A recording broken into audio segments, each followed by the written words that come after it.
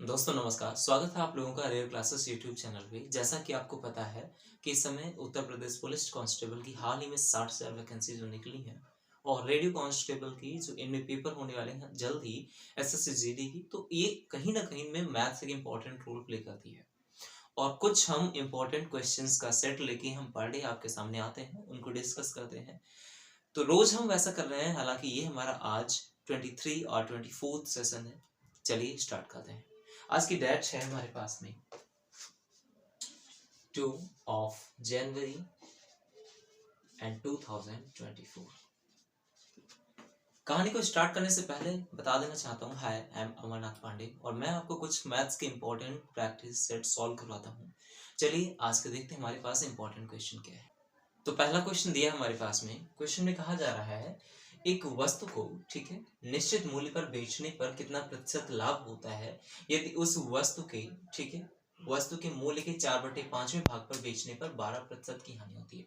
कहीं भी 12% की अगर हानि हो रही है, इसका मतलब ये है कि वहां पर 12% की हानि, एक्चुअल में कोई भी वैल्यू 100% होती है और अगर इस पे 12% का लॉस हो रहा है, इसका मतलब वो चीज कितने की हो गई, 88 की।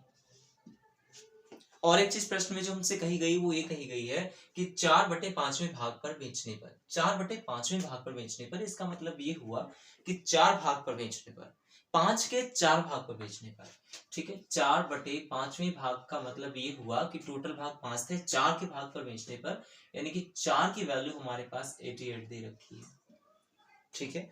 तो 4 की वैल्यू 88 दे रखी, तो इस तरह से हम 5 की वैल्यू को निकाल पाएंगे। बिल्कुल, 4 की वैल्यू 88, तो 5 की वैल्यू कितनी होगी, 5 इक्वल्स टू 88 अपॉन ये 4 डिनोमिनेटर में चला आएगा इनटू 5, तो 4 1 4, ठीक है, 4 2 8, 4 2 8, तो आया कितना, 110%। था कितना, 100%, आया कितना, 110%। तो हमने देखना क्या था, प्रॉफिट हुआ या लॉस हुआ। तो प्रॉफिट इक्वल्स टू कितना, कितना हुआ, ये 100 था, 100 माइनस 110 इज इक्वल टू 10%। उम्मीद है आपको सवाल समझ में आया होगा। 10% का प्रॉफिट है, क्वेश्चन में हमसे पूछा गया था तो हमने बता दिया इसका आंसर ये है। उम्मीद है आपको समझ में आया होगा। अब हम नेक्स्ट क्वेश्चन की तरफ मूव करते हैं। क्वेश्चन दिया है हमारे पास में, क्वेश्चन में कहा जा रहा है कि 85 ग्राम चीनी के विलयन में 30% चीनी है, 30% चीनी है। ये जो मिक्सचर वाले जो क्वेश्चंस होते हैं उनको हम किस तरह से देखेंगे, आज हम पूरी डिटेल में समझेंगे। कह रहा है कि 85 ग्राम चीनी के विलयन में 30% चीनी है, ठीक है। इस विलयन में चीनी को कितनी मात्रा मिलाई जाए ताकि विलयन में चीनी की मात्रा 65% हो जाए। तो एक चीज समझना है, यहाँ पर कहा जा रहा है कि चीनी है, 30% चीनी है, बाकी का बचा हुआ पार्ट वाटर होगा।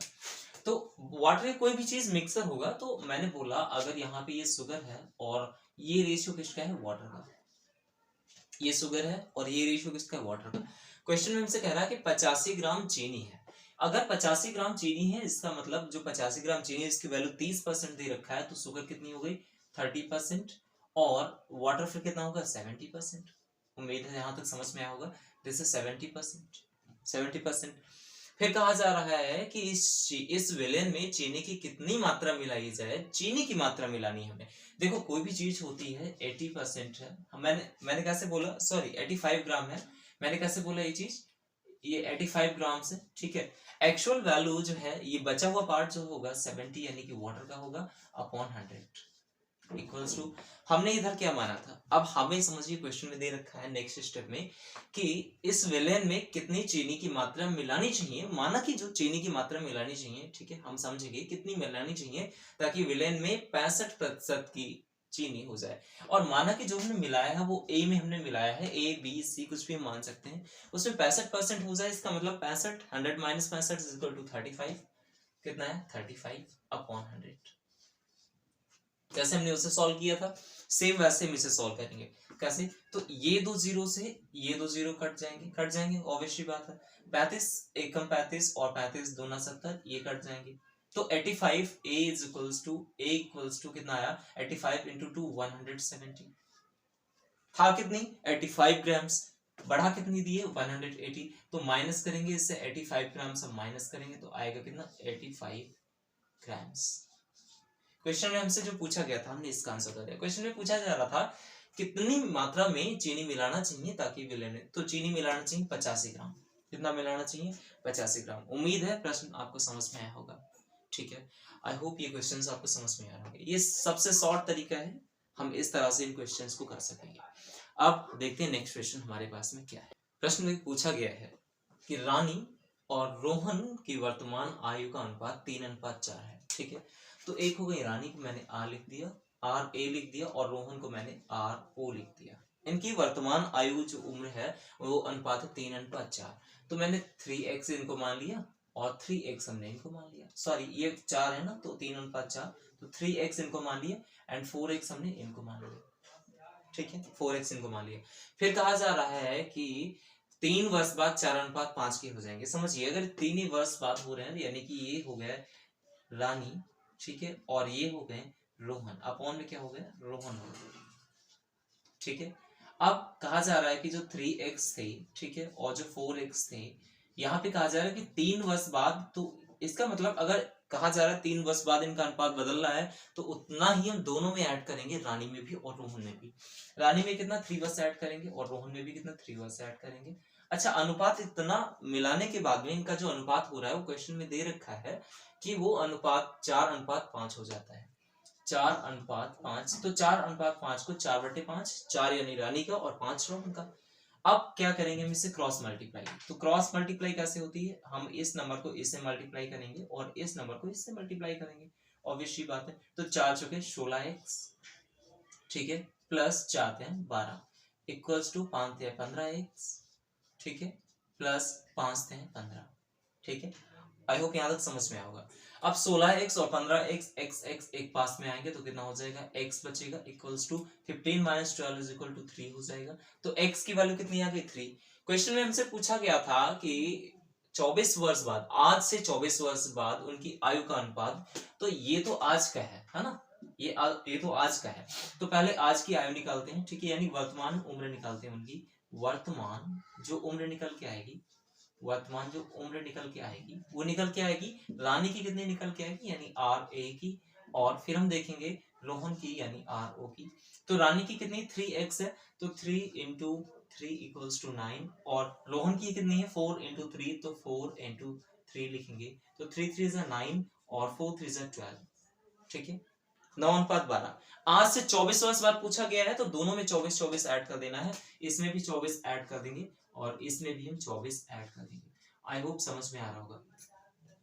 अब कैसे करेंगे इनमें, ये जरूरी है। ये 12 है, ये 24 है, तो हम ऐड करेंगे तो 36 आएगा, और फिर जब हम इनको ऐड करेंगे तो कितना आएगा हमारे पास में 20, जस्ट 4 मिनट, तो हमारे पास आएगा 23 आएगा। ठीक है, 33, सॉरी कितना आएगा 33 आएगा हमारे पास में, 33 रेशियो 36। अब जब हम इनको सिंप्लीफाई करेंगे तो 3 1 कम 3 1 11:12 कितना आएगा रेशियो 1 1, मतलब 11:12। आई होप आपको समझ में आया होगा। पूछा गया है तो हमने बता दिया 11:12 यानी 11:12 बिल्कुल उनका राइट आंसर होगा। और ये क्वेश्चन आप देख लीजिए, ये सारे एक इंपॉर्टेंट रोल प्ले करते हैं हमारे हर एग्जाम्स के लिए। उम्मीद है समझ में आया होगा। नेक्स्ट क्वेश्चन की तरफ मूव करते हैं। अगर किसी क्वेश्चन में डाउट रहता है, मैं लास्ट में आपको नंबर देता हूँ व्हाट्सएप, आप उस पर हमसे कम्युनिकेट कर सकते हैं। क्वेश्चन दिया है, क्वेश्चन कह रहा है कि यदि किसी खिलौने का विक्रय मूल्य उसके क्रय मूल्य का 3/5 है तो हानि प्रतिशत निकालना है। किसी खिलौने का जो है विक्रय मूल्य है, ठीक है, उसके क्रय मूल्य का 3/5 है, यानी विक्रय मूल्य है यानी कि एसपी 3/5 ऑफ सीपी क्रय मूल्य का। हमने क्या समझा कि फिर सेलिंग प्राइस कितनी होगी, हमें पता है सेलिंग प्राइस 3 हो गई, खरीदा उसे 5 पे था। इसका मतलब ये हुआ हम एसपी बताएंगे यानी सेलिंग प्राइस कितना है 3, और कॉस्ट प्राइस कितना आता है हमारे पास 5।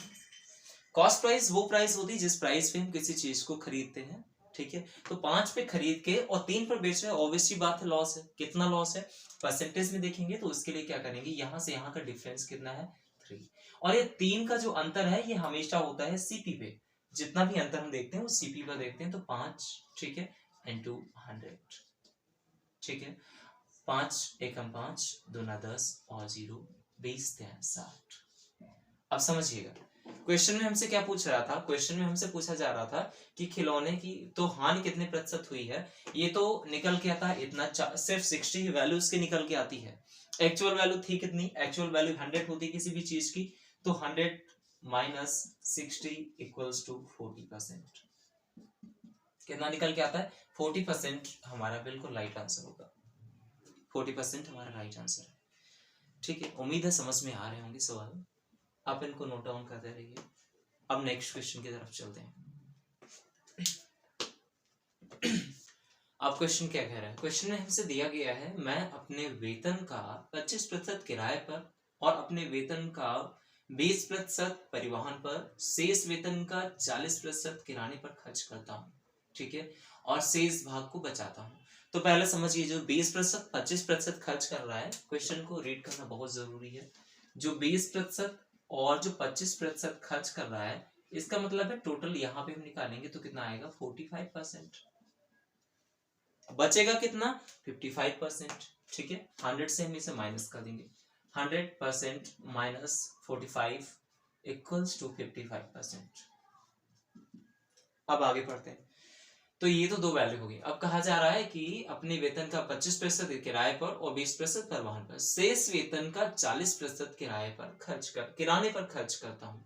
यानी शेष वेतन जितना भी हमारा बचा होगा उसका 40% किराए पर खर्च कर दिया, यानी बचा कितना होगा, तो अगर शेष वेतन जितना भी होगा उसका यानी 100% से अगर हम 40% माइनस कर देते हैं, कितना, 40% माइनस कर देते हैं तो बचेगा कितना, 60%। ये खर्च करता है किराने पर। तो माना कि उसकी जो वैल्यू है, वो हम कुछ भी x मान सकते हैं। ठीक है, इंटू 55 अपॉन 100। ठीक है, इंटू शेष का करता है ना, तो ये 60 अपॉन 100। अब क्वेश्चन को पढ़ना है, क्वेश्चन पढ़ना है कि 40% खर्च करता हूं, ठीक है, और शेष भाग को बचाता हूं, जो कि 16,500 रुपए है। यानी कि इसकी वैल्यू दे रखी है 16,500 रुपए है। ठीक है, कुछ वैल्यू जैसे 0 से 0 कट सकती है, हम इन्हें कट कर देंगे, 0 से 0 कट कर देंगे। फिर देखेंगे कि 5 की टेबल से कट रहा है, बिल्कुल कट रहा है, तो 5 दूना 10 और 0। फिर से हम देखेंगे 1 टाइम में, और फिर देखेंगे कुछ वैल्यू कट रही है, बिल्कुल कट रही है, तो यहाँ पे आएगा 10 और यहाँ पे आएगा 3। उम्मीद है यहाँ तक समझ में आया होगा। अब 11 की टेबल से 11 1 जा 11, 11 1 जा 11, 5 55 एंड 00, यहाँ तक समझ में आया होगा। एंड 3 1 जा 3, 3 5 जा 15 एंड 00, तो ये आया। तो x इक्वल्स टू 500 इंटू ये 10 और ये 10 यानी 100, ये हो जाएगा इक्वल्स टू 50,000। क्वेश्चन में हमसे पूछा गया था कि मेरा वेतन कितना है, तो मेरा वेतन है 50,000 रुपए 50,000 मेरा वेतन है। उम्मीद है प्रश्न आपको समझ में आया होगा। ठीक है, बिल्कुल शॉर्ट प्रोसेस से हम सारे क्वेश्चन को इसी तरह सॉल्व करते चलेंगे। उम्मीद है आपको समझ में आ रहे होंगे। नेक्स्ट क्वेश्चन क्या है देखते हैं। क्वेश्चन दिया है, क्वेश्चन में पूछ रहा है हमसे कि ए, बी और सी का वेतन, ठीक है, 2018 में 2, 3, 5 के अनुपात में है। एक है ए, एक है बी भाई साहब, और एक है सी बहन जी। 2:3:5 के अनुपात में, ये तो 2018 में है। ठीक है, अब 2019 में इनके साथ में होते हैं चेंजेस। 2019 में चेंज होते हैं, क्या चेंजेस होते हैं समझिए। 2019 में 10%, 15% और 20% की वृद्धि मिलती है। 2019 में 2 को 10% की वृद्धि यानी 110 हो जाएगा, है ना, 100 से, और इनको 15% की वृद्धि मिलती है यानी 115 हो जाएगा 100 से, और इनको मिलती है 20% यानी कि 120 हो जाएगा 100 से। ठीक है, एक और स्टेप है, वो स्टेप कह रहा है 2020 में सिर्फ ए को 20% की वृद्धि मिलती है, तो ये 2020 हो गए। इसमें सिर्फ और सिर्फ ए को मिलती है यानी इन्हीं को मिलती है, तो 2 into 110 into 120 upon 100 and into 100। ठीक है, ratio 3 into 115 upon 100 ratio 5 into 120 upon 100। अब हम इनको सॉल्व कर लेंगे। देखो 2 जीरो ये हमें दिखाई दे रहे हैं, इन 2 जीरो से इन 2 जीरो को हम काट देंगे। ये 100 कॉमन है, कॉमन है, कॉमन है, खत्म कर देंगे। इसमें कंडीशन ये रहती है रेशियो वाले नंबर से कि जिस नंबर को आप सॉल्व कर रहे हो उसी नंबर से उसी के मल्टीपल से तीनों के तीनों रेशियो इक्वल डिवाइड होने चाहिए। आप देखो 11 से ये कट जाएगा, ठीक है, 11 से ये नहीं कटेगा, ये नहीं कटेगा। अब कॉमन नंबर देखो, कॉमन नंबर हमें 3 दिखाई दे रहा है, 3 1 जा 3, ठीक है, 3 4 जा 12 एंड 3 40 जा 120। उम्मीद है यहाँ तक समझ में आया। तो 11 चौके 44 दूना 88, ठीक है, रेशियो कितना 115, रेशियो कितना 4 पंचे 20, 200।